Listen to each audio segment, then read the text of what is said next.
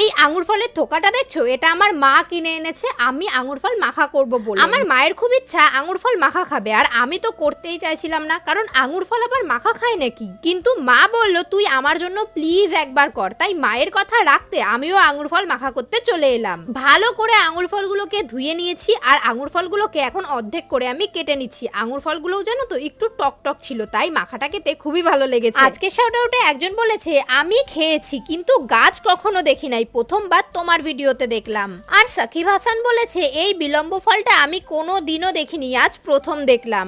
যাই হোক, কি আর করা যাবে। এদিকে আঙুর ফল মাখাতে আমি গন্ধরাজ লেবু পাতা, অল্প লবণ, চিনি আর অল্প একটু ঝালের জন্য কাঁচা লঙ্কা, কাসুন্দি দিয়ে ভালো করে মেখে নিলাম। এবার তোমাদের মন থেকে একটা কথা বলি, আমি ভাবছিলাম আঙুর ফল মাখা সেটা আবার কিরকম হবে, কিন্তু এটা দারুণ হয়েছিল খেতে। টকটক আঙুর ফল বাড়িতে আনলে এভাবে মাখা করে খেও, সত্যি ভালো লাগে। হ্যাঁ, মাকেও দিয়েছি। চলো আজকের মতো টাটা।